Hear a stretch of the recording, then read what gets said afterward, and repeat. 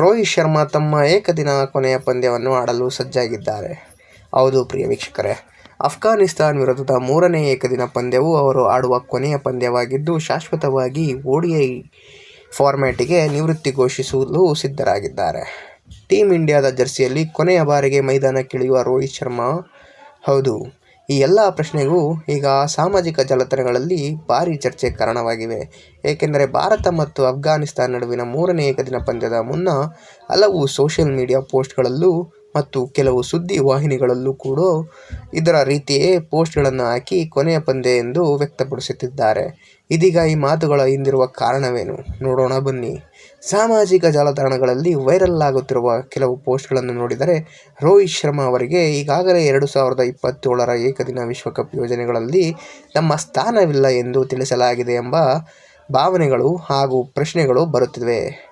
ಅದರ ಪರಿಣಾಮವಾಗಿ ಅಫ್ಘಾನಿಸ್ತಾನದ ವಿರುದ್ಧ ಮೂರನೇ ಏಕದಿನ ಪಂದ್ಯದ ಬಳಿಕ ರೋಹಿತ್ ಶರ್ಮಾ ಅಂತಾರಾಷ್ಟ್ರೀಯ ಕ್ರಿಕೆಟ್ಗೆ ವಿದಾಯ ಘೋಷಿಸಬಹುದು ಎಂಬ ಕೆಲವರು ಹೇಳುತ್ತಿದ್ದಾರೆ. ಈ ರೀತಿ ಊಹಾಪೋಹಗಳಿಗೆ ಕಾರಣವೇನು?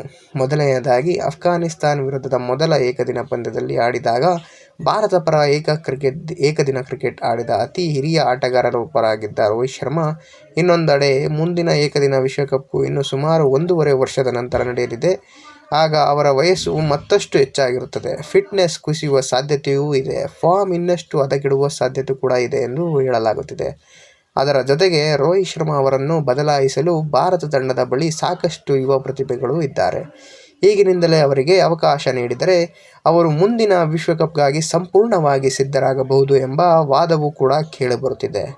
ರೋಹಿತ್ ಶರ್ಮಾ ಅವರ ಇತ್ತೀಚಿನ ಫಾರ್ಮ್ ಕೂಡ ಅಷ್ಟಾಗಿ ಉತ್ತಮವಾಗಿಲ್ಲ ಎಂದು ಟೀಕಿಸಲಾಗುತ್ತಿದೆ.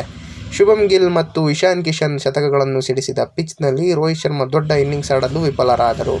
ಮೊದಲ ಪಂದ್ಯದಲ್ಲೂ ಅವರು ಬೇಗನೆ ಔಟ್ ಆದರು. IPLನಲ್ಲೂ ಅವರ ಫಾರ್ಮ್ ಕುಸಿದಿರುವುದು ಸ್ಪಷ್ಟವಾಗಿ ಕಾಣುತ್ತಿತ್ತು ಎಂದು ಕೆಲವರು ಹೇಳುತ್ತಿದ್ದಾರೆ.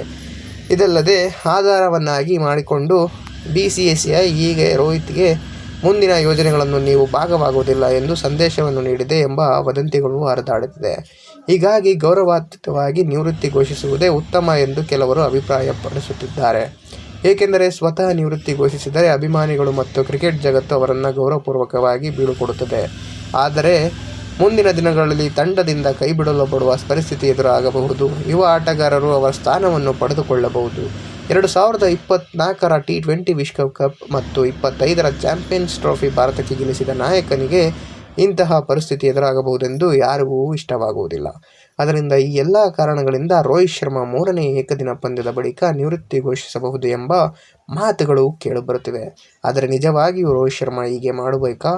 ಒಬ್ಬ ಅಭಿಮಾನಿಯಾಗಿ ನಿಮ್ಮ ಅಭಿಪ್ರಾಯವೇನು? ಕಮೆಂಟ್ ಬಾಕ್ಸಿನಲ್ಲಿ ತಿಳಿಸಿ. ನಿಮ್ಮ ಅಭಿಪ್ರಾಯವನ್ನು ನಾನು ನೋಡೋದಕ್ಕೆ ಬಯಸುತ್ತೇನೆ. ವಿಡಿಯೋಗೆ ಲೈಕ್ ಮಾಡಿಲ್ಲ ಅಂದರೆ ಲೈಕ್ ಮಾಡಿ, ಚಾನಲ್ಗೆ ಸಬ್ಸ್ಕ್ರೈಬ್ ಆಗಿ. ಧನ್ಯವಾದಗಳು ಪ್ರಿಯ